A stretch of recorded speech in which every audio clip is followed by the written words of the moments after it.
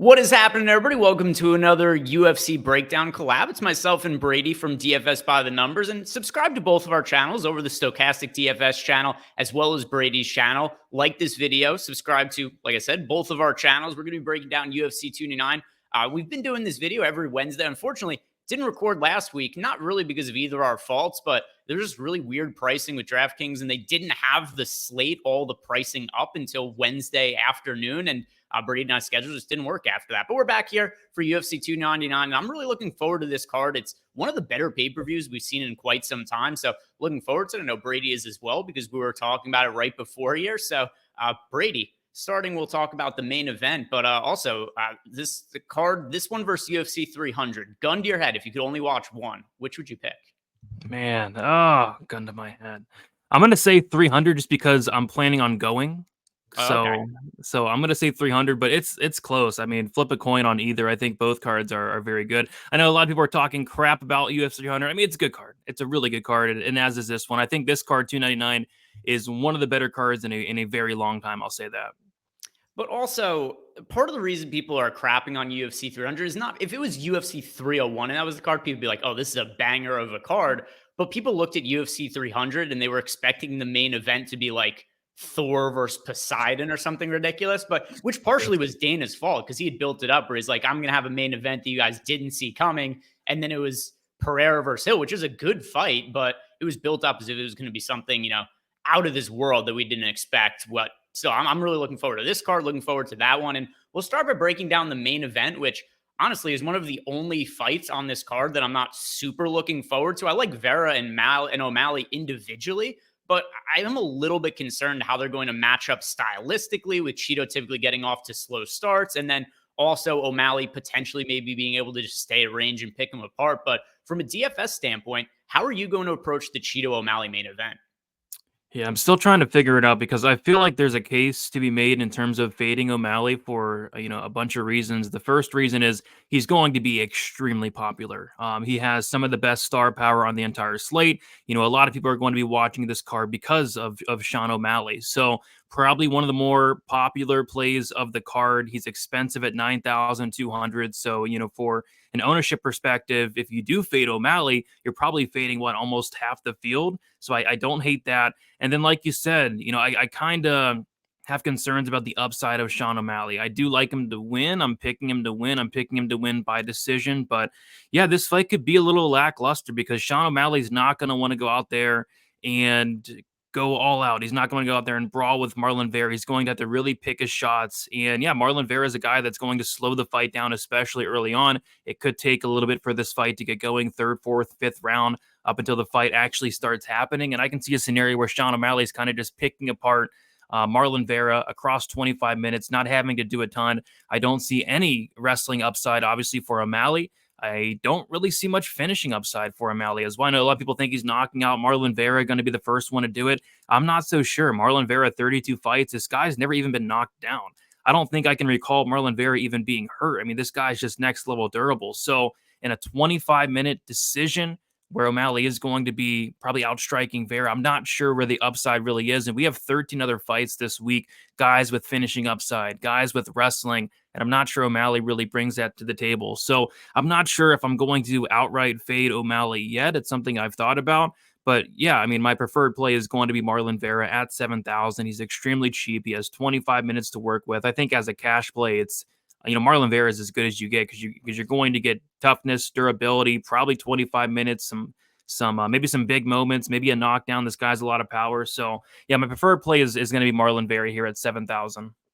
It's a tricky one for me as well because I feel fairly confident O'Malley wins just based on some of the numbers from the fight. Marlon Vera has a negative striking differential. He lands less strikes than O'Malley at a pretty significant difference, 4.37 significant strikes landed per minute for Vera versus 7.25 for Sean O'Malley. And then also Cheeto absorbs almost twice as many significant strikes per minute compared to what O'Malley does. The problem with O'Malley, though, is what is his actual finishing upside, which you were talking about before, is it's not only that Cheeto's never been finished, he's never been dropped. He doesn't even have a scratch on him. Like, we've seen fights where he's gone up against Rob Font, and how many significant strikes did Font land in that fight?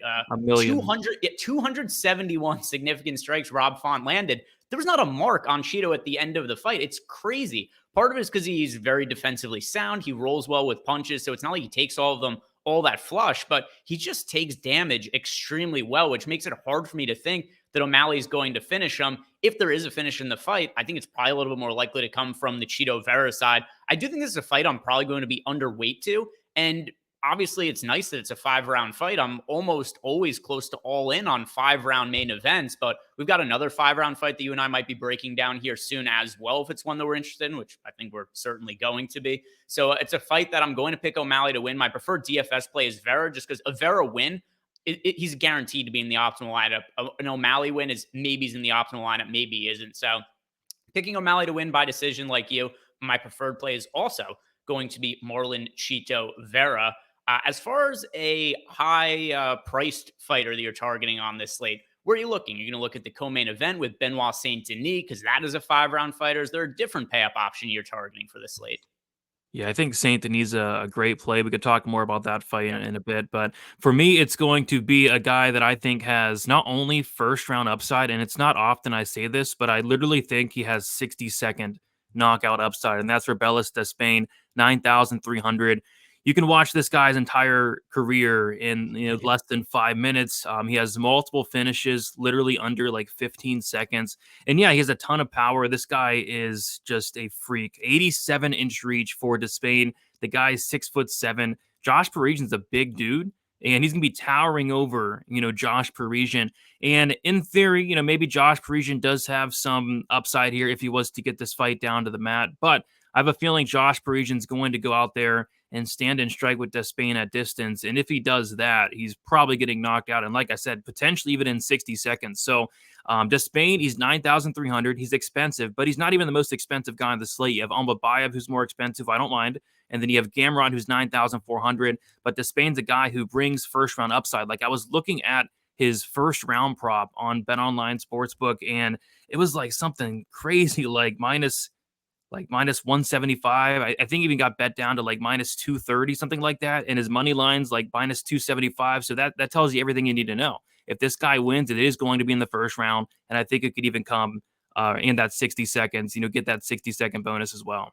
He's going to have a very, very significant athleticism advantage, which is something that definitely stands out to me when I watch what there is to see on Despain. Like you said, his entire career, I think it spans something like 4 minutes. He's got like 3 wins inside of a minute. So it doesn't take long to watch all of his fights. And from what we have seen, super athletic and obviously massive amount of power to a guy with a Taekwondo background. I'll talk a little bit here about the co-main event, Dustin Poirier taking on Benoit Saint-Denis. And this is going to be a 5-round fight, which I assume that most everybody's going to know. But also these big UFC pay-per-view cards where it's 200,000 to first, it does bring a lot more casual MMA DFS players. I wouldn't be surprised if there are a handful of people in the field that aren't aware that the co-main event is 5 rounds. And I pretty heavily favor Benoit Saint-Denis. And coming into the week, I did favor him, but I was giving Poirier probably more of a chance a week or two ago than I am as of right now. I don't usually put a ton of stock into fighter interviews, but there's a lot of stuff that Poirier said this week that's kind of made me feel uncomfortable about what his motivations were for taking this fight, because what he said, first he hinted at retirement, which is never really all that encouraging of a sign. But then also the fight kind of doesn't make a lot of sense on paper for where Poirier is at in his career. And then his reason being is kind of been along the lines of, I want to see if I still have that dog inside of me, which kind of indicates he might be questioning himself a little bit. And then also, this has been the sort of matchup that Poirier has lost in a handful of times over the last few years. Saint-Denis puts on an immense amount of pressure, and somebody who's a very, very good offensive wrestler and grappler. He lands 4.55 takedowns per 15 minutes. A lot of the losses that we've seen from Poirier in the later stages of his career, he's struggled against people who have put on a lot of wrestling pressure. And while it did happen against somebody like Khabib Nurmagomedov, I don't even put that much stock into that, because that's something Khabib does to a lot of the people that he fights. But even Dan Hooker took Poirier down 4 times. We saw Michael Chandler took Poirier down 3 times in their fight. It's also something where he struggled when he got controlled by Charles Oliveira when they fought against each other, and Poirier was a slight favorite in that fight. So if Benoit Saint-Denis sticks to that game plan where he's just going to attack with a wrestling pace and pressure, I think he could overwhelm Poirier and could ultimately either finish him with ground and pound or maybe even submit him. One thing I do worry a little bit about, though, is Benoit Saint-Denis. Is he going to come in with a good game plan, or is he going to come and just trade on the feet with Poirier? That's where Poirier could certainly be live, because I do have questions about the defensive striking of Benoit Saint-Denis. We've seen him getting hit clean on the feet a couple of times. Talgo Moises briefly dropped him to a knee when they fought against each other, but Benoit Saint-Denis is the pay-up option. I assume that I'm going to wind up with the most amount of exposure to. How are you seeing the co-main event, Brady? Yeah, same thing. It's a main event where or a co-main event where yeah, we got 5 rounds just like the main event, and I think I'm going to be just a lot heavier on this co-main event. I can see myself going nearly 100% own on it just because it's hard to see this fight not scoring well. Just the way that really both these guys fight. You know, this is going to be an absolute car crash. It's going to be an absolute war.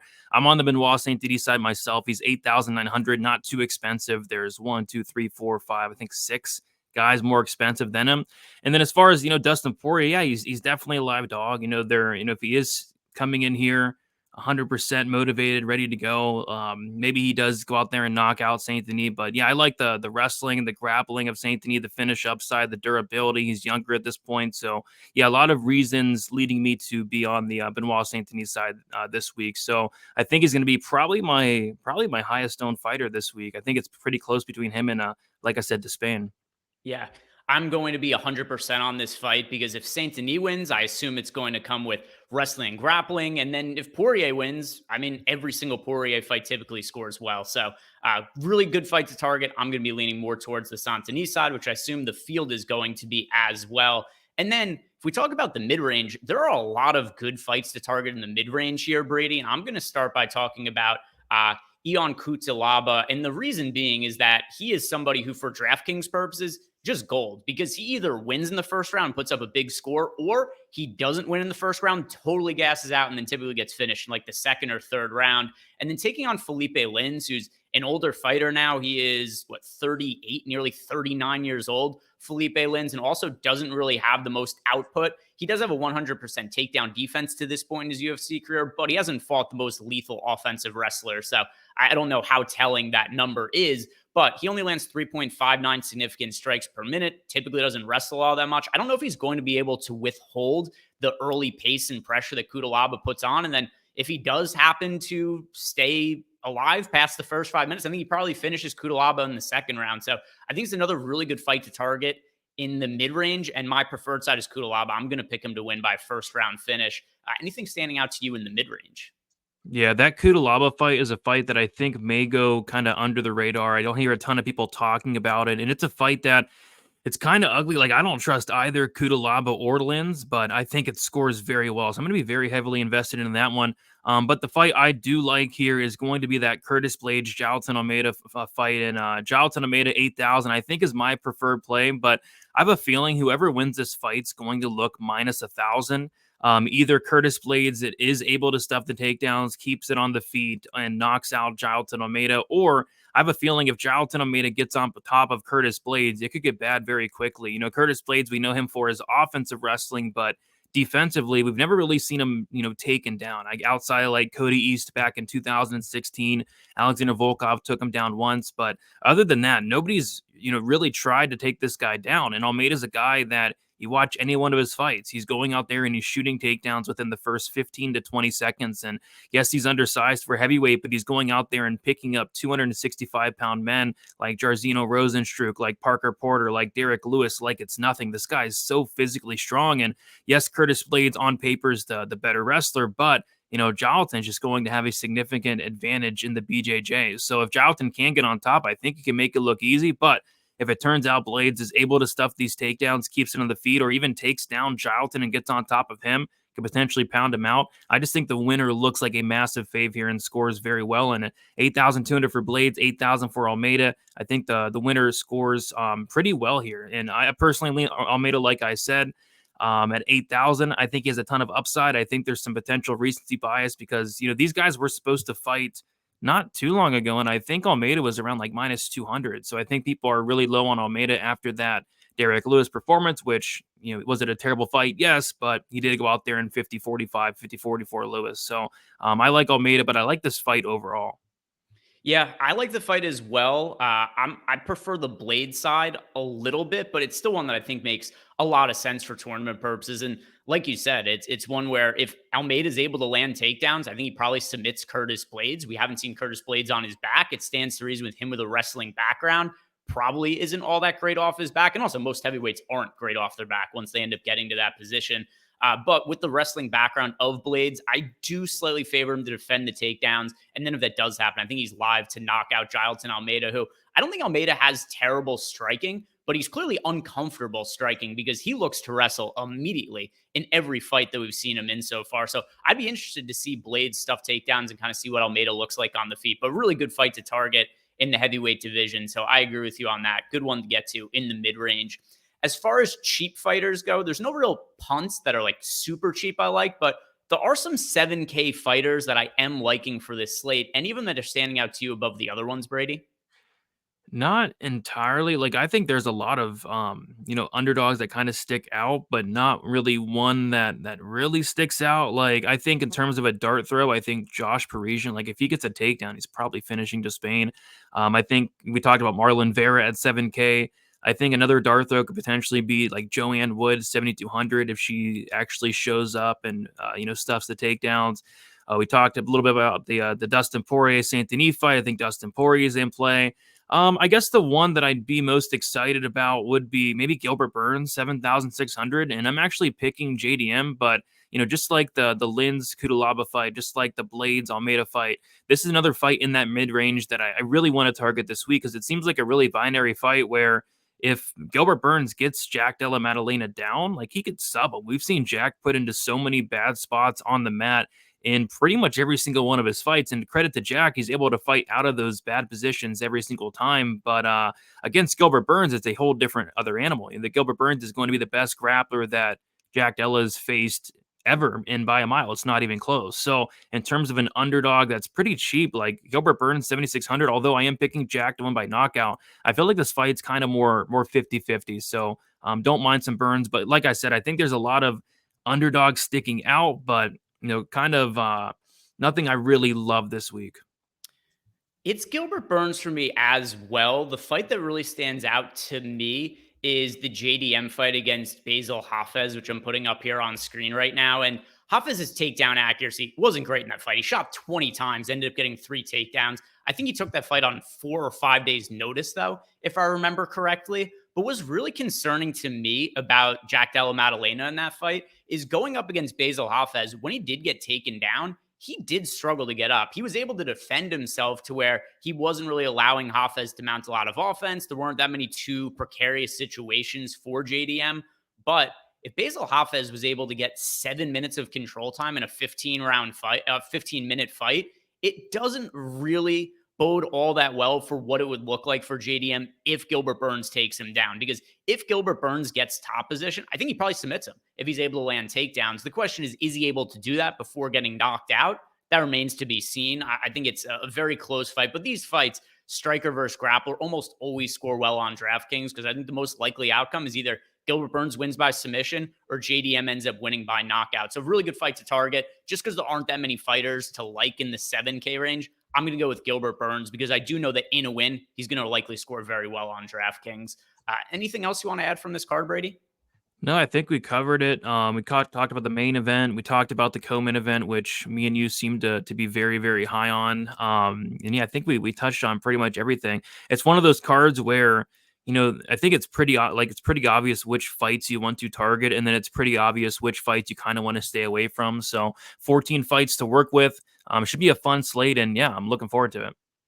All right, guys, thank you very much for watching. If you've not done yet, like this video and subscribe to both our channels, the Stochastic YouTube channel as well as Brady's channel, DFS By The Numbers, and lots of content coming out from Brady throughout the week. He does breakdowns from a prize picks perspective, DraftKings, and does numerous betting breakdowns, so check out all of his content. And then on Friday, I'm going to be using the Sims tool at Stochastic to break down the fight using simulation angle and figuring out where the best leverage spots are, considering some of the ownership projections and all that. So check out all the rest of our content. Good luck this week, guys. See you back here next week.